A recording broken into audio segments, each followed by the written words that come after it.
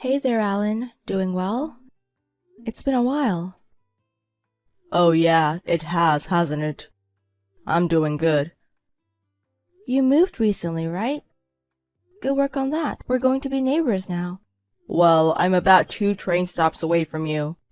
But that's still much closer than before. It's even walkable if we wanted to. Well, you're not wrong.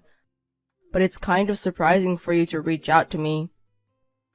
Our mom told you to check in on me, didn't she? She always says that, doesn't she? It's not like siblings with such an age gap chat all the time.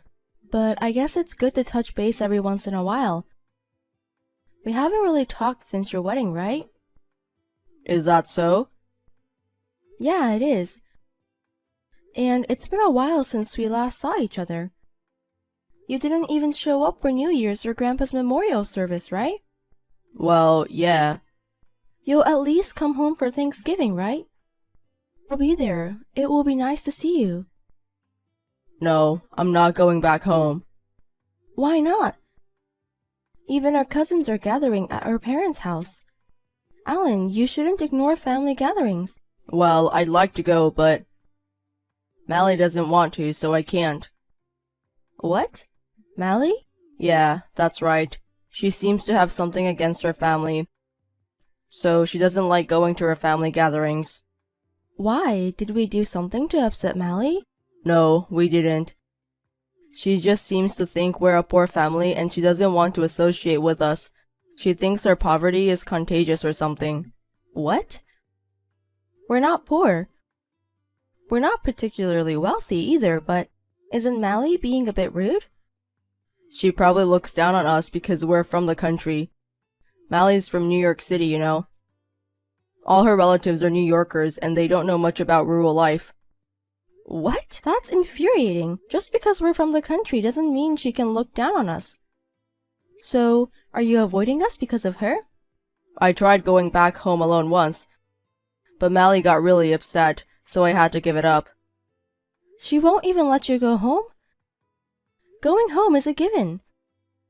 And besides, Alan, you're the oldest son. You can't just ignore your family home, right? I know, but she doesn't seem to like me getting along with my family. When Mally gets in a bad mood, it gets really bad. She even throws plates when she's really upset. That's terrible. I don't deal well with people who lash out like that. Throwing a tantrum when she's upset? She's acting like a toddler. Well, she's usually nice and a good wife. Anyway, that's why. I can't go home for a while and I can't go to the family gatherings. Please understand. I can't accept that. That's not fair. It's strange that you're the only one who can't attend family gatherings. Do you really need to go along with Mally's whims to that extent? I'm not planning to let this go on forever. I'll be able to go home at least occasionally. I'll try to negotiate with her when she's in a good mood. You have to negotiate with your wife just to go home? You really have a tough time with your high-maintenance wife. So, you think so too? Mally is just too demanding. No matter how you look at it, she's too self-centered. You're too accommodating for tolerating such behavior. If I were in your shoes, I would have left the house a long time ago. It's embarrassing for a husband to run away from home. It's fine, I can endure it. At this point, changing Mally's personality is impossible. You're too good-hearted, but don't push yourself too hard, okay? If you ever want to vent about Mally, feel free to contact me. I'll listen anytime if you want. Thanks, I appreciate that. Hey, Alan, do you like grapes? I received a bunch from a friend and I've been distributing them among the family. Can I drop by today and give you some? Sorry, I'm actually on a business trip right now. Oh, really? Bad timing, huh? Should I come and deliver them after your trip? But grapes can go bad easily, right? Never mind then. Oh, come on, they're delicious grapes. Mally is at home, right? I could drop them off there. No, that's alright. Didn't I tell you before that Mally doesn't like my family? She might say something rude if you come, so please don't. I don't want her to feel uncomfortable. Then how about I just leave them at your doorstep? It should be fine if she doesn't have to meet anyone face to face, right? You don't get how bad it is with Mally. She even hates when my family sets foot on the property. Does she dislike us that much? If she hates the in-laws so much, she shouldn't have gotten married. Right. I wonder why she married then. Even from my perspective as your sister, you were quite popular. You always had wonderful girlfriends. Why did you end up making a mistake with your marriage partner? Who knows? I met Mally through a friend's introduction. Actually, most of the time I've got a girlfriend, it's been through a friend's introduction. You have quite a wide social circle. Well, it's not too bad. And so I was introduced to Mally as an honest and good girl. Honest and good girl? Where? She wasn't like this before we got married. I thought she was a kind woman. I didn't think she would change this much.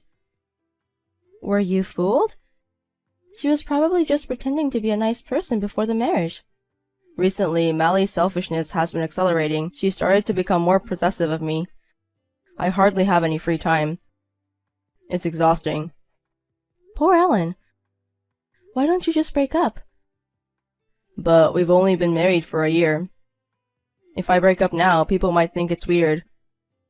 I'd like to at least put up with it for 3 years. I think you shouldn't worry about what others think. Mally's the one in the wrong here. But I don't know what people would think if I divorced this early. It'd be a problem if strange rumors started circulating. It'd be nice if Mally's character could somehow improve. No one would think you're the bad one. Everyone believes in you. I'm glad to hear you say that. But if you're complaining this much, you must be stressed out, right? I can't forgive Mally for troubling you so much. Honestly, it's unforgivable. Hey, Alan, I just ran into Mally. Mally? Where? Right around my neighborhood. Despite the rain, she was walking without an umbrella. She was all wet, so I took her in. Sorry if my wife caused any trouble. I'll come and pick her up right away. Aren't you on a business trip, though? I'll let my colleague handle things here. I can't let you be inconvenienced. There's no need for that at all. I just took her to the police. She's fine. Wait, why did you take her to the police? Did Mally do something? No, she didn't do anything. Then why take her to the police? Because Mally is a victim, right? She was a wreck when I found her. She was covered in bruises. What? Why would she be in such a state? Could it have been an accident, maybe? Thanks for looking out for her anyway. Quit the act, Alan. Mally said you did this to her. Me? I would never hurt my wife. She said you kept her confined at home, securing the door from the outside, like she was being treated like livestock. And the bruises, she says they're your doing. Hold on, wait. That's all lies. How then do you explain Mally being so skinny? These are signs of physical abuse. Stop with the bad excuses. Alright, I'll tell you the truth. I didn't want to have to say this, but Mally has mental issues. She would sometimes get violent, so I had to keep her in the room. I had work and I was out of options. She didn't seem mentally ill to me. She even talked normally with the police. She might seem fine on the surface, but it's different. Even if what you're saying is true, it's still strange. Why didn't you take her to a hospital? I didn't want any rumors. So you confined her at home and didn't give her care that she needed. Isn't that a crime? I haven't committed any crime. Calm down. I am calm, but you should be worried. You might end up in jail if this continues. Keeping her confined, hurting her? That's a crime no matter how you look at it. What the hell? I thought you believed me. Mally came to me crying for help. She didn't look like she was lying. Your excuses don't add up. I can't believe you anymore. Did you say anything to her parents? I was not allowed into the house. I've told the mothers not to harbor Alan if he shows up. It's not for his benefit. So he should just face his crime quietly. I was attacked. By whom? After returning from a business trip, Mally's family had arrived. I was nearly punched. I was the one who contacted Mally's family. Did you betray me? Don't say things that sound bad. Of course I would inform the family. Mally is currently hospitalized. Seems like a broken leg. What do you think caused it? Broken leg? I know nothing about it. Apparently, Mally jumped out of a window and escaped. Came here running on a broken leg. This broken leg is your fault too. It's not my fault. Because you didn't let her out, right? That's why, if the correlation is proven, your crime may become even more serious. What the hell do you want to do with me? Do you want me to be miserable? I just think you should take responsibility for what you've done. You've done so many terrible things to Mally. You should properly atone for your crimes. Mally testified to everything. What did she say? She talked about what you did to her and how it all started. She said it started with something trivial. It seems you got upset over a minor thing. And that from that day, you changed and started hitting her. Do you really think I would do such a thing? It seems Mally's bruises have been proven to be injuries. That's what the doctors diagnosed. You've been hiding your true nature all along. No, that's not true. I don't believe it anymore. You've been saying bad things about Mally on purpose. Like she's selfish or that she dislikes her relatives. How could you say such things? I'm not lying. Please believe me. It wasn't that Mally hated her relatives. You just didn't want to introduce Mally to your family, right? If they saw such a battered wife, of course they would suspect something, right?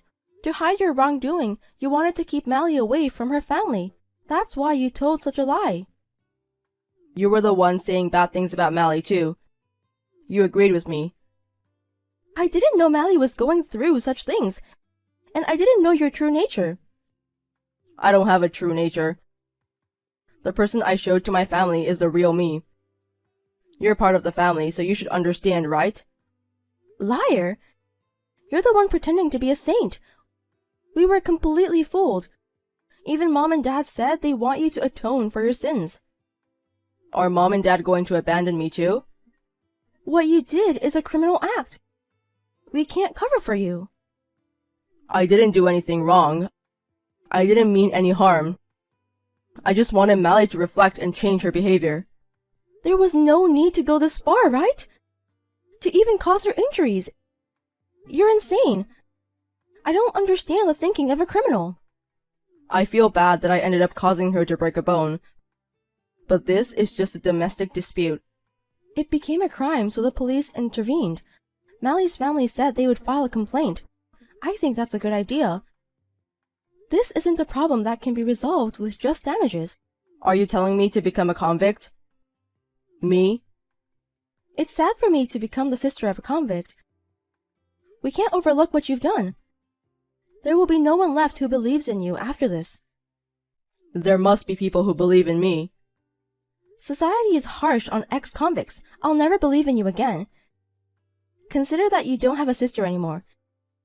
And I'll live as if I don't have a brother. Afterwards, it seems Mally filed a complaint as advised by her family.